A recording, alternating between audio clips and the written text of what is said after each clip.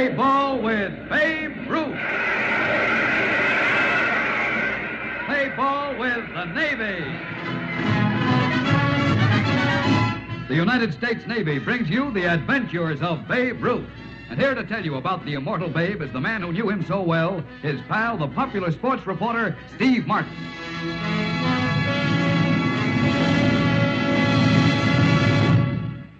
Never change horses in midstream, say the wise men. And never change bat boys in the middle of a hot pennant race, say the ball players. But the big fellow defied tradition and took on a gigantic job that almost wrecked him. We'll bring you the exciting story in just a moment. But first, a brief word from your friend, Jackson Beck. Come aboard, Jack. Okay, Steve, and thanks. I'd like to ask all of you young fellows a question. Do you know what adventure is? Well, it's what every red-blooded young American craves more than anything else. It's seeing and knowing the strange and exciting places of the world, the far cities where customs and dress and habits are different and challenging. Adventure is seeing new places, going new places. And the place to find adventure is in the United States Navy, where you get good pay, fine food, and the best of medical attention, while at the same time, you know you're working toward real security with the Navy's liberal retirement pay. More than that, you have a chance to learn any one of many Navy skills, and learn them so perfectly, you'd be in great demand in civilian life. So if you're over 17 and you want adventure plus these many other advantages, join the United States Navy. See the friendly officer in charge of your local Navy recruiting office and see him right away. And now back to Steve Martin and the Adventures of Babe Ruth. One of the unwritten laws of baseball states that when your team's winning, you don't make any changes in personnel or anything else. You mustn't even change your toothbrush. So when the Yankees, leading the league by a scant half game, were packing for their final western trip of the season, Babe Ruth practically started a riot when he walked into the clubhouse.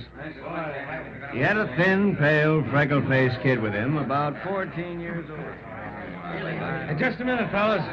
Fellas, quiet a minute. Yeah, what's up, Babe? Now, look, fellas, don't blow your tops. But it just happens that our regular bat boy, Eddie, can't make this trip with us. What do you mean he can't make this trip? So, we fixed it up, Eddie and I, for Tony here. That's Tony Bello, to make the trip and handle the bat. Tony knows all about being a bat boy, don't you, Tony? Sure I do, Babe. You bet. Now, just a minute, Babe. I don't Hey, like go on this. outside now and help old Sam load the bats into a cab. I'll be out right away. Okay, Babe. What's the idea, Babe, huh? What'd you do to Eddie? I didn't do anything to him, Red. Oh, no? Then where is he? Well, I don't know exactly. The heck you don't. Eddie didn't say anything this afternoon about not making the trip. What goes on here, huh? Look, I told you, Red. Something came up suddenly, and Eddie can't make the trip. So we picked Tony Bello. Yeah. I mean, you picked him. A lot you care if we win the pennant. You get such a big salary now, you don't need the extra World Series dough. Who said we're not going to win the pennant? We can't win without Eddie. He's been handling the bats all through our winning streak. He's got to keep on, or the streak will be broken. Oh, that's a lot of superstitious hooey. Yeah, well, it's true, and you know it.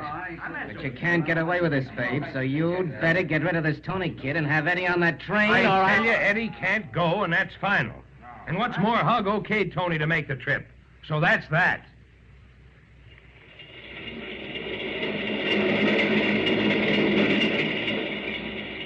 Okay, Babe, now we're alone. The players are in the diner. Come on, now give me the lowdown. Well, I don't know what you mean. Oh, yes, you do. You fixed it for Eddie the bat boy not to make this trip and for Tony Bello to take his place. Why'd you do it? Don't ask me, Steve. I can't tell you. Do you realize what you've done? You've turned the whole club, your own teammates, against you. If they lose the pennant, they'll blame you. They're saying already that you don't want them to win for some reason. And that kind of thing can ruin even you, Babe. We'll win. I'm not so sure now. Ball players are the most superstitious guys in the world. Why, without Eddie the bat boy, the team might start slipping. No, this flag is in the bag. You'll see, Steve.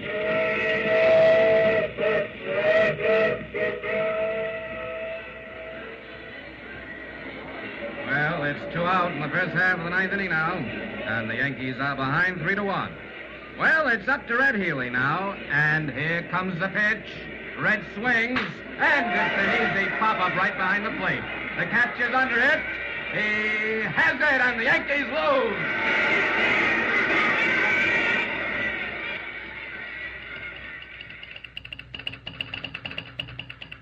Special to the New York world. Following 5 straight defeats since they left New York, dissension has broken out among the Yankee players.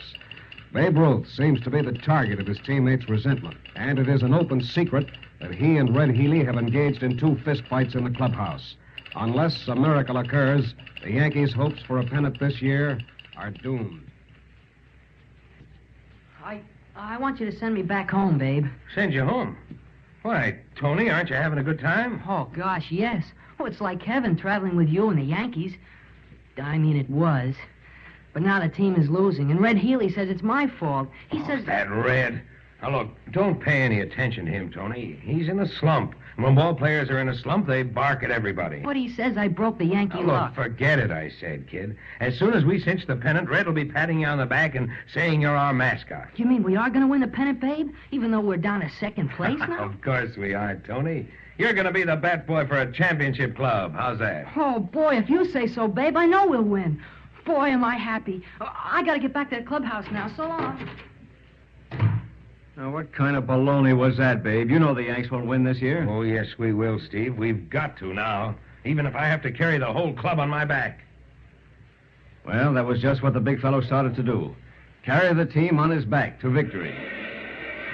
In Detroit, he personally won 3 games by larruping 4 home runs and 3 triples.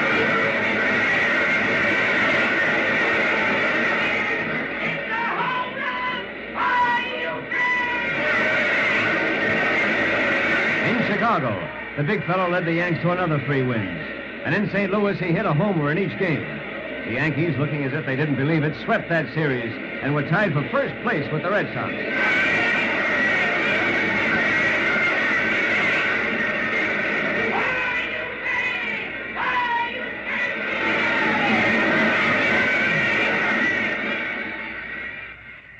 We went back east to Boston for a 3-game series that would decide the pennant and ran head-on into calamity. The big fellow broke up the first game with a triple, then had to be helped off the field. He'd given those spindly legs of his a terrible pounding in the last couple of weeks, and now he was out of the next 2 games.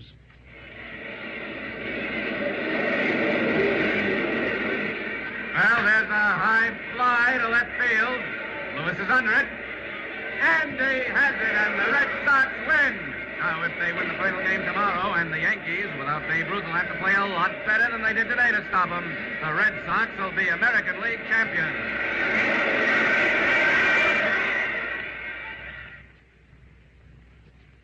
Our goose was cooked the day we started this trip when Babe ditched Eddie, the bat boy. If the big fella hadn't got hurt in the first game, something else would have happened. He put the hex on us when he got rid of Eddie. And I say Babe did it because he didn't want us to win. He cooked up some deal for himself, I'll bet. You're all wet, Red. Huh? It's Eddie. Yeah, it's me, Eddie. I'm here to tell you guys you're a bunch of bums and quitters. What are you talking The big fella gets you up to this big series, but when he gets lame from carrying the whole club, you lay down and quit. Now, take it easy, Eddie. You say Babe jinxed you when he got little Tony Bello to carry the bats instead of me. Well, I'm going to tell you why the big fella fixed it for Tony to make this trip instead of me. Tony's got rheumatic fever. Huh? He's going to die. Oh, no. Hey, you're not kidding, are you? His doctor told Babe the only thing that could keep Tony alive a little longer was if he had some big thing to live for. Well, Tony was always crazy about the big fellow and the Yankees. So Babe got the idea of making him bat boy on this last trip. And he promised we'd win the pennant so Tony could be bat boy for a championship club. Oh. Babe would have done it, too, if you guys hadn't let him down. Yeah, but why didn't the big fella tell us, Eddie, huh? Because Tony doesn't know how sick he is. And the big fella didn't want to take any chances of his finding out. Oh. Do you know where Tony is now? No, where? He's in the hospital. Hospital? Yeah, the Babe's with him, trying to cheer him up. But Tony figures he's to blame for Babe not being able to play and for the Yankees to lose. You bright boys gave him that idea. You know, we didn't know the Babe should have tipped us off. Well, you know now. And get this. Tony's going to be listening to that game today on the radio. The game that'll decide whether he's a bat boy for a championship club or a gang of yellow soreheads. Now, which is it going to be? Come on,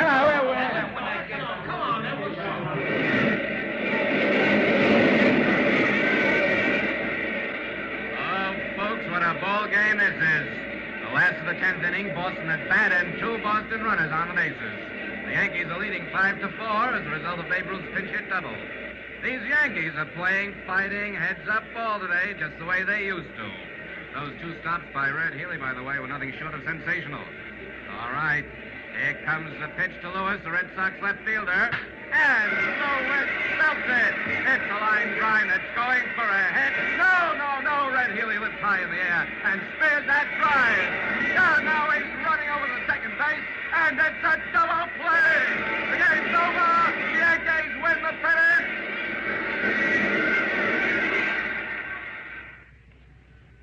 Hey, Babe. Babe, how is he? How's Tony? Doc says he won't last long, Red. Oh, gee. But look, Tony doesn't know it. And don't any of you guys let on. Yeah, don't worry, Babe. We won't. Right, babe. Look, can we see him for a minute, huh? Yeah. Come on. Tony. Red Healy and all the rest of the boys are here. Oh, hi, gang. Hi, Tony. We did it today, didn't we? Just like Babe said we would. Yeah, we sure did, kid. And look, this is the ball we won the pennant with. We all autographed it, see? And we wrote on it. To our good luck bat boy, Tony Bello. Here it is, Tony. It's just for you. Gee, thanks, Red. Thanks, fellas. Well, I'll keep this ball as long as I live.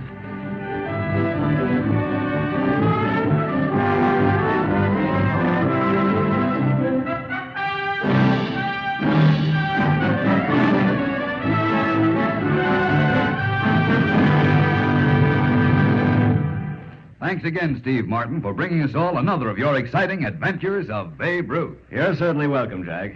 It's one of the things that I enjoy most in life, talking about the big fellow and about the Navy.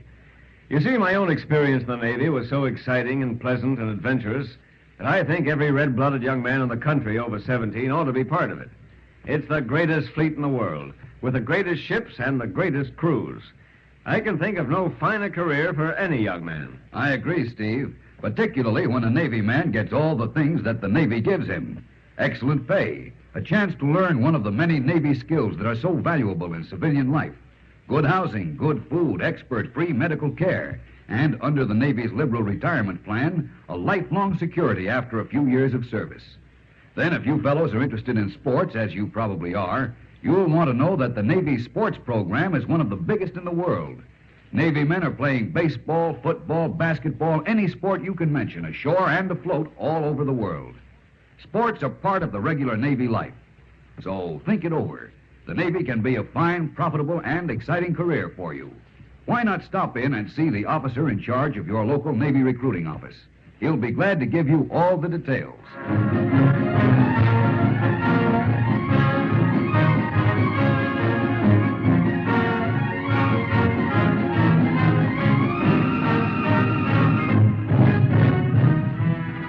Steve, what have you got for us next week? Well, Jack, next week I'm going to tell you about a screwball to end all screwballs. This character's name was Dizzy Coy. And before he finished one of the shortest and wackiest careers in baseball history, the Yankees and yours truly were pricing straitjackets.